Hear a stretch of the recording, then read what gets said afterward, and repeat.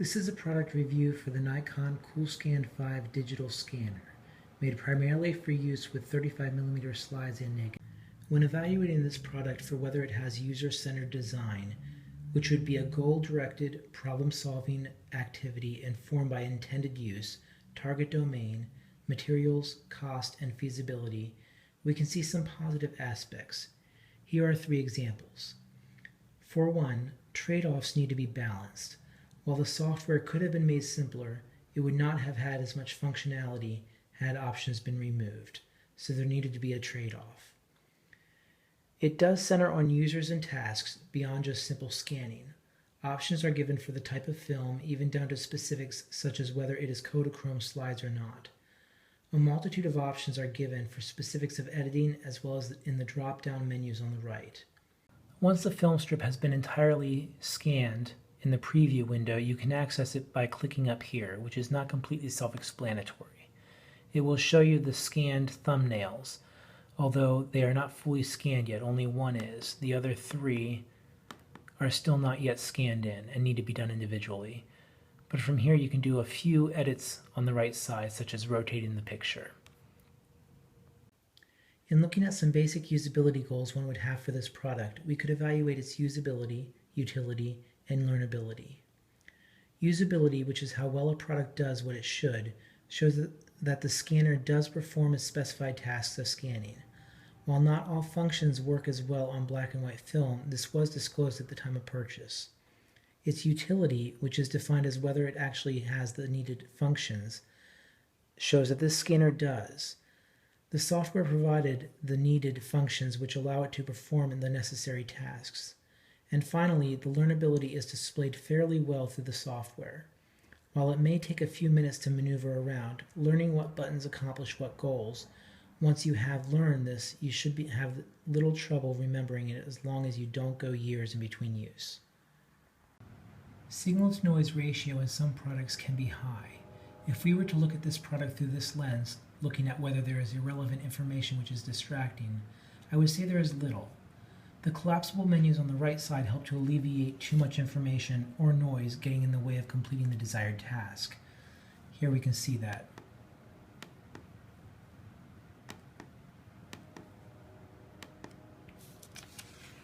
The standard drop-down menus at the top also alleviate confusion by using hierarchy of information. The software makes use of GUIs, a graphical user interface, in order to aid in recognition, which is easier than recall of information. This is because images are easier to remember than words.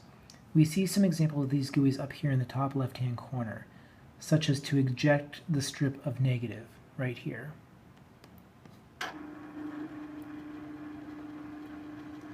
Or here on the right, where we can see visual representations of flipping an image to the right or to the left.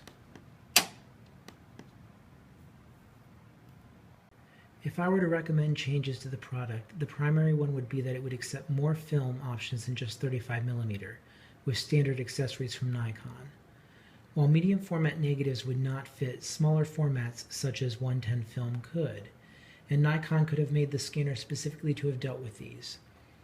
I would also change how the software displays the frames of the negative strips, showing them all on the main screen rather than hidden in a menu which is not clearly defined. Scanning can also take a while. Probably technology has advanced since I purchased this, giving the ability to scan quicker. But based on this particular release, a quicker scan would be appreciated.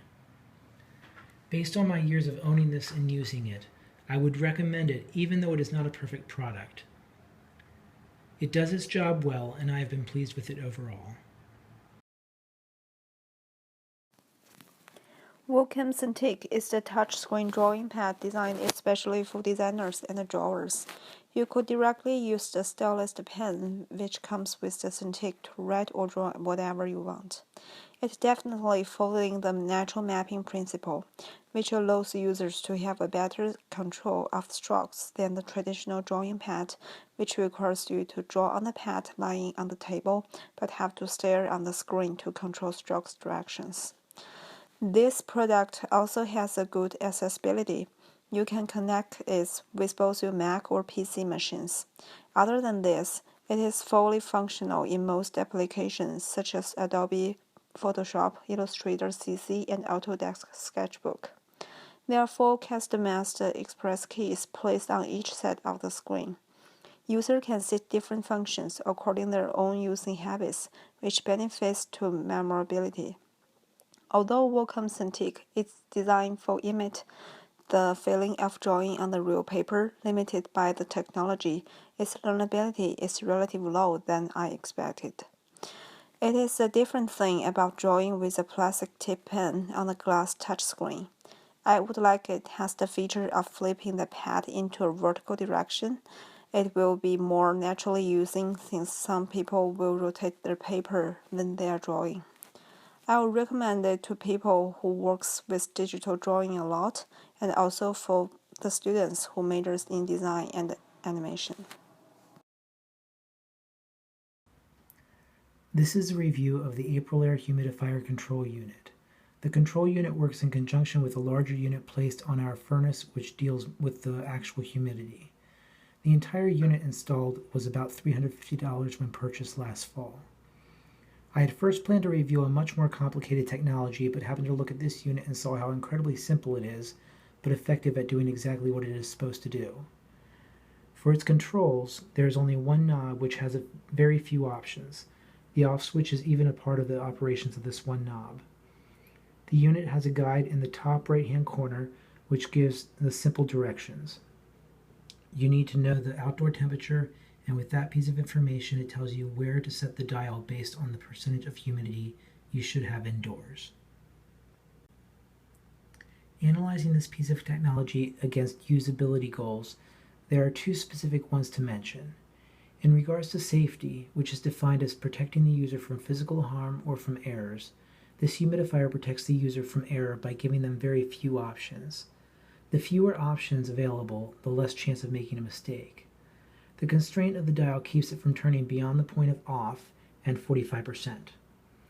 We can also look at its simplicity as a great use of memorability. Just as fewer options leads to fewer errors, fewer options also leads to a greater chance of remembering how to use it. Tying into memorability would be another design principle, visibility. Visibility can be defined as whether the function is apparent and or easily recalled. It can also be tied to knowing what the current status of the device is. The functions are easily apparent and very easily recalled. Based on where the dial is pointed toward, we can see what the current status of the device should be. I emphasize should because one drawback of this device is that it provides no feedback on the unit's face. Without this feedback alerting us to whether the device is doing what it states it should be doing, we may be left wondering whether it is actually working. Since it does tie into a unit attached to the furnace, when it is on there is water trickling inside the unit. But if you wanted to know if it's working, it is required that you go down to the basement when the furnace is on and listen for the water flow, which is not very convenient. Critiquing the unit in regards to the physical clarity of the instructions on the face, otherwise known as legibility, I believe the unit fares well. The script is sans serif and dark gray against a cream white background. The type is clearly identified. The only potential problem may be its size is too small for someone who has vision problems. This unit does not make use of images in any way on its face, only text. For someone who is illiterate, this could be an issue. The basic affect created by this technology I would say is good. Because it is so simple to use and understand, I think it influences the user toward a positive attitude right off the bat, in addition to any subconscious positive feelings caused by the whiter color. If I were to make changes to this product, I would add a small light of some sort which would provide feedback when the unit is operational. This would relieve any confusion as to whether the unit is working or not. The script could also be enlarged slightly to help those with poorer vision. Based on about a year's worth of using this technology, I would recommend it to others needing a humidifier. Google Chromecast is a small device designed for streaming video content from a mobile phone, tablet, or computer to a television without any need for extra remotes. It is for both personal and professional use, as options such as Netflix, Hulu, Pandora, and several gaming apps are designed with Chromecast support as well as screen sharing. While the Chromecast itself fails Norman's fundamental law, the hardware is not what is used by the user. Where the Chromecast soars is with its software and streaming capabilities. Once installed, the software use of the product has clear visibility and takes minutes, if not seconds, to figure out how to use. The only real downside of the device is its lack of safety features. It relies solely on the user to execute commands and does not ever suggest alternative actions or actions to the contrary. On top of all the features this comes with, it is a fun device to have and makes watching video content incredibly convenient. Where this device could improve, however, is with its safety and feedback features. It has none. A common occurrence is applications having to be force closed due to improper disconnect, which is a problem that can be easily fixed through messages that guide the user through proper technique.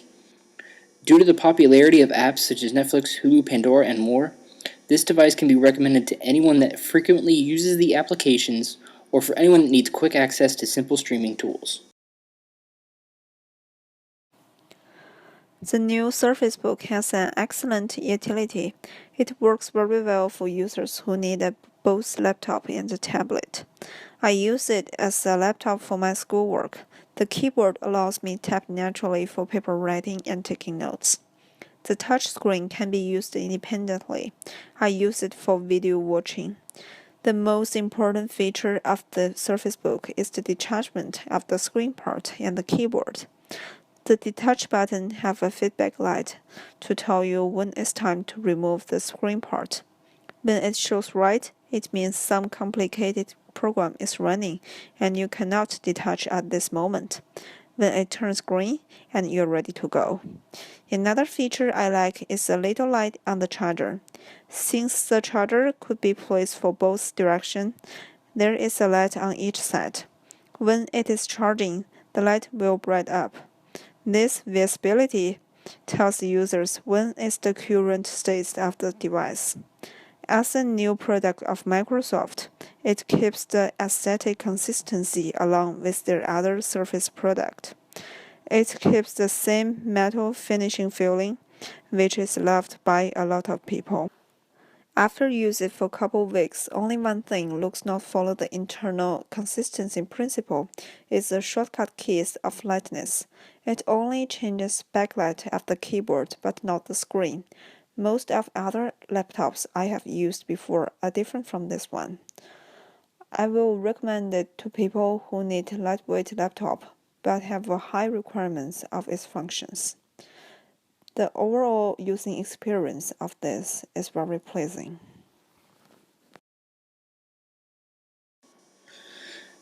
The Microsoft Xbox 360 is a gaming console designed strictly for gaming, as well as social interaction between other gamers with the same console. Part of what makes this console well designed is the efficiency with which it completes given tasks. For example, sending a private message to another player only takes seconds, and if a player receives a message, it takes even less time than that to open it and read it due to the design of the menus. The device has an all-around effectiveness that enables the users to use the device for what it is made for: gaming. Where the device needs drastic improvement is with learnability. Older players often struggle with the complex key presses and mapping of the controller buttons. Another part that needs improvement is the constant barrage of applications and other software that are useless to some but removable by none. This level of signal to noise creates a bothersome layout that the user is forced to deal with. With all of these features and many others, I would recommend this product to gamers of both genders from any age range of over 16 but to under 50. Now I will be reviewing the Power Beats by Dre Wireless 2 headset. When purchased was $250, and it's a wireless headset that you can listen to music to, anything through Bluetooth. It connects to your phone, iPod, whatever device through Bluetooth. Now it looks like this. So there's nothing that plugs into the phone, but you have the two earbuds right here, and you have the piece right here that connects them right in the middle. And this could be brought down or brought back up, determine whatever the comfortability level is. They go over top the ear, like so, and they just fit in there. Now, these are a good device. There are several things that I do like about them. For starters, it's good quality. The music that does come out of these are very high quality. I've never had issues with the sound or anything ever. Physically, it's aesthetically pleasing. I think that they do have a nice mix of colors of the dark red and the gray that is offered on this. As you can see, they mix it very well. It's very appealing. It's not typical just all black or all white like you might see with an iPod, the headphones that come with those. One other thing I like about this is wireless. There's nothing to deal with an extra cord, plugging it in, everything like this. And finally, the safety. There's no real choking hazard on this. You can't really, if a kid got a hold of this, I couldn't see any way that this would be a choking hazard. It'd be really hard for anything bad to happen. Now, I didn't mention a few good things. There are some bad things about this. For starters, the charging cord that you're given. It's tiny. It's very small. You have to keep it really close to it. You can't charge and listen at the same time. It doesn't give you that room. There's not enough room. Also, in the box, it does not give you the adapter for the USB to go into a wall. You're supposed to just have that. So if you don't have that, you can't charge your headphones. And that's a major constraint. They need to be able to fix that. They need to add the adapter in there. And finally, the effectiveness is not that good due to the fact that Bluetooth, it cuts out quite a bit. There's times where I've been using them and the Bluetooth just cuts out and I can't hear anything. You have to reconnect it. It's a process, especially if you're in the middle of activities, which a lot of people are when they're using these type of headphones. The Bluetooth has to be consistent. These are not. I would propose that you would make these completely wireless. It'd be two separate pieces. Yes, they could be easy to lose, but if you created an app for your phone that was able to track these through like a Bluetooth signal, or if you got out of range, it'll tell you the last place they were, so you never lost them, then you wouldn't have these cords at all. Also, I would definitely add the adapter piece that is vital for the charging, and a longer piece. By doing these, this would help the product drastically. But overall, I do think it's a very good product, and I do recommend it.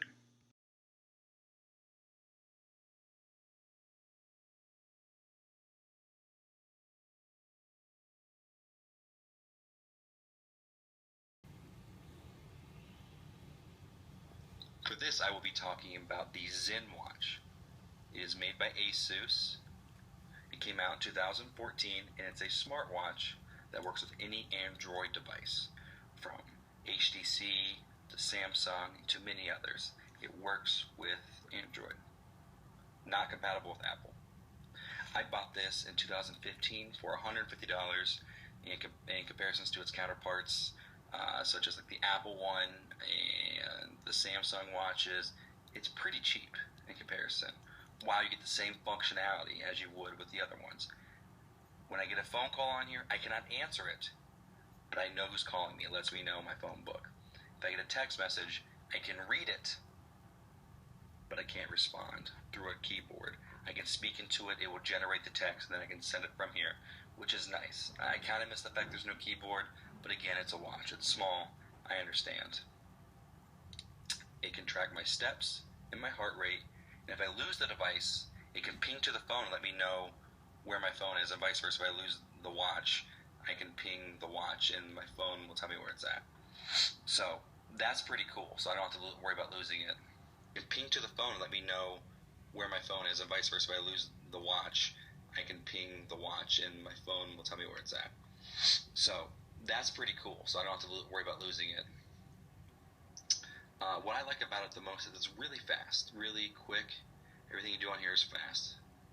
There's no lag time ever. I can go from here, pull this down, go over, this way, this way. It's quick. It operates fast. It's a very effective device. I really like that. Another thing I like about it is there's a lot of customization I can do with this. I can change the watch interface. If I didn't like that, I can switch it over and, I'll go with this watch interface. Now I have a different watch interface. There's tons. It's very customizable. It's very fun to change the watch faces. I do it all the time, daily. Now, aesthetic usability effects states that things are more attractive are considered to be easier to use. Well, I think it's a very attractive device with the leather band and the big watch head on it. it's not that easy to use. It ranks really low on memorability. It took me a while to get used to this. It runs Android Wear, so the operating system is only used on watches made by Android. If you've never had an Android watch, it's completely foreign to you, from the scrolling to how to use it. There's no real instructional guide. There's no forgiveness given when you have this device. There's nothing helping you to aid you through the way. There's nothing. You got to figure it out trial by fire. So that's one big thing I didn't like. Now, there's ways to improve this device. For starters, I would fix the charging port. So on here, to charge it, that's the charging port right there. There's a piece that pops on here, and then you take a micro USB cord and plug it into the piece that you popped on. It's clunky. There's a lot of pieces. It's very easy to lose just one of those, and now you can't charge your device. What I propose, which the Samsungs do use, and it's very easy to use, a wireless charger. You just drop this on top of the wireless charger, and it does it wirelessly. You don't have to do it with any cords or anything. It would make a lot more sense. It'd be easier for the user to not misplace anything, and it'd be quick, easy, just convenient. The last thing I would recommend fixing is answering the phone calls on here. I wish I could just answer on here. I feel like the big idea of having a smartwatch is answering your phone on top of it. You can't. By doing so, I think fixing those two things, I think they would have a really good device that's, easy to use, a lot easier to use with the charging ability, and I think it would just be a better overall device. Overall, though, I do recommend this device.